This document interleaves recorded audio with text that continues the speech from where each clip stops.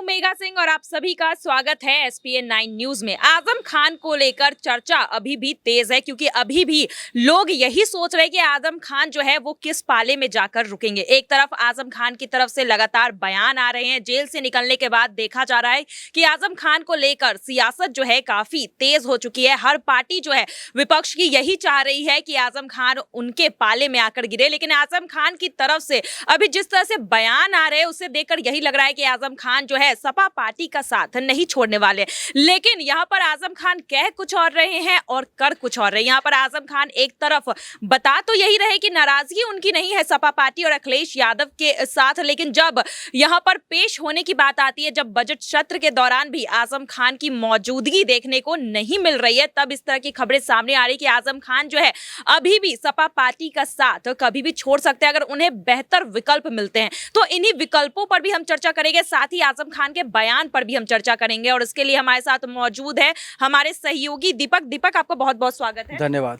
दीपक, यहाँ पर आजम खान को लेकर जो इतनी चर्चा हो रही है, यहाँ पर जब से आजम खान जेल से निकले सब तो पहले यही सोच रहे हैं कि आजम खान का अगला कदम क्या होगा, क्या वो सपा पार्टी के साथ रहेंगे या सपा पार्टी को छोड़ेंगे। एक तरफ आजम खान ये कहते हुए नजर आते हैं कि सपा पार्टी को वो नहीं छोड़ेंगे, वहीं दूसरी तरफ वो कहते हैं कि अगर कोई और कश्ती मिली तो उस पर वो सवार हो जाएंगे। तो इन दोनों बयानों को किस तरह से समझा जाए? देखिए, सबसे पहली बात तो जब आजम खान जेल की सलाखों के पीछे थे तो उनकी मदद करने के लिए वहां कौन पहुंचा था। अगर उन पर मुकदमे देखे जाएं तो किन किन वजहों से लगे थे वो सुनकर तो हर कोई हंस पड़ेगा, क्योंकि जिन जिन वजहों से उन पर मुकदमे दर्ज थे वो बिल्कुल ही कह सकते हैं कि नामंजूर थे, लेकिन कोर्ट ने भी इन सब पर जब कार्रवाई करी तो मुकदमा आप सभी ने देखा किस तरीके से उनको रिहाई मिल चुकी है। तो वो जेल की सलाखों के बाहर आए और उन्होंने मुलायम सिंह को लेकर भी बातें रखी कि जो जेल में मेरी हालत थी, अगर उसको देखते मुलायम सिंह तो शायद वो भी यहाँ पर रो पड़ते, क्योंकि मेरे को थर्ड बैरक के पीछे रखा गया था, वहां पर मेरी बुरी हालत थी, मेरे साथ बिल्कुल कैदियों की तरह सुलूक किया गया। बल्कि ये विधायक नेता है और एक तरीके से देखा जाए तो जेल की सलाखों के पीछे रहते हुए इन्होंने यहाँ पर विधानसभा चुनाव में अपनी सीट से एक और बार बड़ी जीत दिलाई सपा पार्टी की। तो ऐसे कठिन समय में जब आजम खान सपा पार्टी के साथ वफादार थे, ईमानदारी से अपना कर्तव्य निभा रहे थे, सपा पार्टी का अगर यहाँ पर इतिहास देखा जाए तो अपने आंदोलन के लिए जानी जाती है, लेकिन कोई आंदोलन सपा पार्टी की तरफ से नहीं देखने को मिला। अब आजम खान भले ही आकर बाहर मीठी मीठी चिकनी चुपड़ी बातें करते नजर आ रहे हैं सपा पार्टी को लेकर, लेकिन कब करवट बदल दे ये कहना बहुत मुश्किल है। अगर आप देखें तो एक मुस्लिम नेता जो उनकी तरफ से भी उनके जो मीडिया प्रभारी, उन्होंने ये बात कही थी कि मुसलमान यानी कि जो मुस्लिम समुदाय है वो सिर्फ एक वोट बैंक बनकर रह गया है और सपा पार्टी शायद उतनी इज्जत उतनी तरजीह नहीं देती। तो कहीं ना कहीं वो अलग पार्टी से बात करें तो कांग्रेस एक ऑप्शन है, तो कांग्रेस की तरफ झुकाव रखते हैं और कांग्रेस की तरफ से खुले ऑफर भी उनको मिलते नजर आ रहे हैं। कई पोस्टर भी वायरल हो रहे हैं जिन पर यह कहा जा रहा है कि आजम खान साहब आपका कांग्रेस में स्वागत है। उस पर उन्होंने अभी जो हालिया बयान दिया उस पर अगर नजरें दौड़ाएं तो उन्होंने कह दिया कि मैं संन्यास ले लूंगा, लेकिन शायद पार्टी छोड़ने की ना सोचूं। जी बिल्कुल, यहाँ पर संन्यास को लेकर भी आजम खान की तरफ से एक चौंका देने वाला बयान आया। जब उनसे पूछा गया कि अगर आप सपा पार्टी का साथ छोड़ते हैं तो कोई और विकल्प यहाँ पर सोचेंगे, तो यहाँ पर उनका कहना है कि हमारी देखिए राजनीति हमने कर ली है, हो सके तो हम आगे चलकर संन्यास भी ले लें।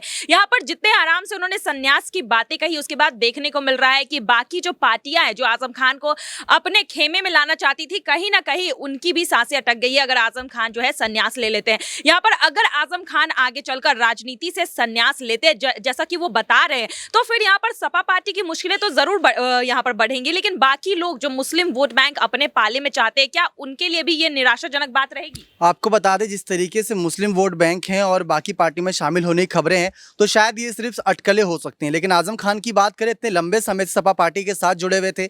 और अगर आप देखें कि मुकदमे और कहीं ना कहीं कानूनी कार्रवाई की वजह बीजेपी बताई जाती है और बीजेपी के साथ मुलायम सिंह और अखिलेश यादव की कहीं ना कहीं जो केंद्र सरकार है उनके साथ अच्छे खासे तालमेल थे। चाहते तो आजम खान को पहले भी जेल की सलाखों के बाहर ला सकते थे। और आजम खान की अगर आप बात सिर्फ विधायक नेता के रूप में कर रहे हैं तो एक बड़े चेहरे के रूप में जाने जाते हैं। अगर वो चुनाव में ना भी खड़े हो, उनके दम पर कोई और खड़ा हो और नाम सिर्फ आजम खान का हो तो शायद वहां पर भी जीत आजम खान को ही मिलती नजर आएगी। तो यह आप गलत एक तरीके से सोच है कि सिर्फ आजम खान के नाम पर ही विधायक के रूप में वोट मिलते हैं, तो वो सोच आजम खान तक सीमित है और लोग आजम खान को वोट देते हैं, ना कि अखिलेश, मुलायम या सपा पार्टी को। आजम खान जिस पार्टी के साथ जाएंगे वो वोट बैंक भी उस पार्टी के साथ जाएगा। बिल्कुल, और यहाँ पर मायावती भी इसी तरह की कोशिश कर रही हैं। आपको बता दें कि जब जब आजम खान जेल में थे तो मायावती की तरफ से ट्वीट आता है आजम खान को लेकर, और यहाँ पर आजम खान के ऊपर जो है बीजेपी यानी कि यूपी में योगी आदित्यनाथ की सरकार जो है वो जुल्म कर रही है, ऐसा मायावती का कहना था कि उनके साथ नाइंसाफी हो रही है और बाकी दलितों के साथ भी कहीं ना कहीं दबाने का काम बीजेपी करती है, मुसलमानों का दबाने का काम बीजेपी करती है।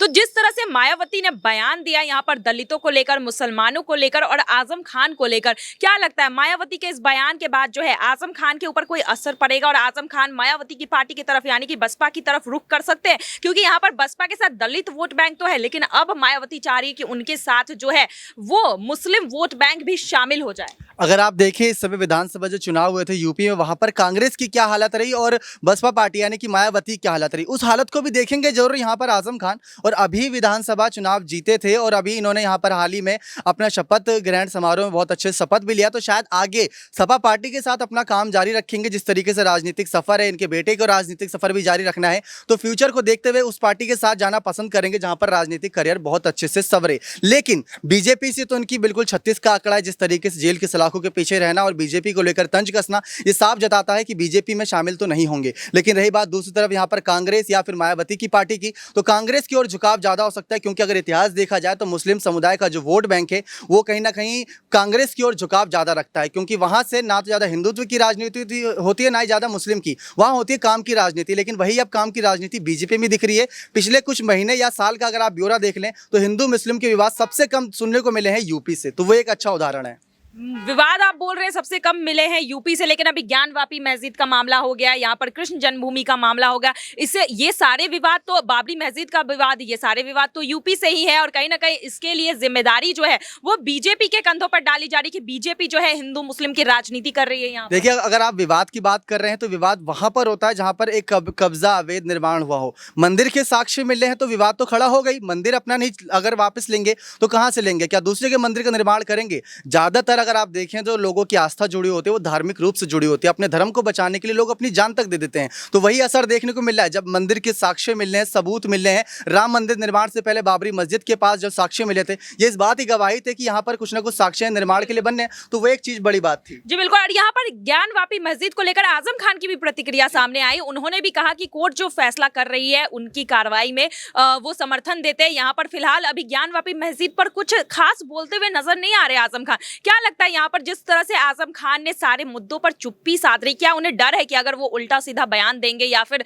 ज्यादा यहाँ पर बोलेंगे इस मामले पर, क्योंकि मामला बहुत यहाँ पर संगीन है देखा जा रहा है, अगर इस मामले पर ज्यादा बोलेंगे तो उन्हें वापस जेल के चक्कर काटने पड़ सकते हैं, क्योंकि बीजेपी की निगाहें जो है अभी भी आजम खान पर टिकी हुई है। यहाँ पर आजम खान के समर्थकों की तरफ से, वकीलों की तरफ से यही कहा जा रहा था कि बीजेपी जानबूझकर आजम खान को जेल में रखना चाहती है। तो क्या इन्हीं सब की वजह से डरकर आजम खान जो है अभी ज्ञानवापी का मुद्दा हो गया या बीजेपी के खिलाफ वो कुछ बोलते हुए नजर नहीं आ रहे? देखिए, सबसे पहली बात तो आजम खान ने ना तो अभी तक अखिलेश यादव के खिलाफ कुछ ऐसा बोला है, बस उन्होंने ये कहा कि नाराज नहीं हूं। दूसरी तरफ बीजेपी के खिलाफ भी तंज नहीं कसा, लेकिन आजम खान बदला जरूर लेंगे। हो सकता है ये तूफान से पहले की शांति हो, क्योंकि सरकारी कामकाज ज्ञानवापी मस्जिद में चल रहा है, तो आजम खान इसमें इंटरफेयर बिल्कुल नहीं कर रहे। लेकिन तूफान से पहले की भी शांति हो सकती है और आने वाले वक्त में कोई बड़ा फैसला हो सकता है जो सपा पार्टी के खिलाफ हो या कांग्रेस को लेकर हो, तो वो सबके लिए काफी हैरान करने वाला होगा। जी बिल्कुल। यहाँ पर दीपक का भी यही कहना है कि आजम खान अभी शांत है, लेकिन ये तूफान से आने वाली शांति भी हो सकती है पहले वाली। और यहाँ पर आजम खान क्या कदम उठाएंगे ये अभी कहा नहीं जा सकता, क्योंकि आजम खान लगातार जो है यही कह रहे हैं कि सपा पार्टी के साथ तो वो बने हुए हैं और नाराजगी जो है वो अखिलेश यादव के साथ नहीं है। लेकिन आजम खान का अगला कदम क्या होगा, क्या वो सपा पार्टी के साथ बने रहेंगे या फिर सपा पार्टी का दामन छोड़ेंगे, ये अभी कोई नहीं कह सकता। फिलहाल आज के लिए बस इतना ही। आगे की खबरों के लिए देखते रहिए SPN9 न्यूज। धन्यवाद।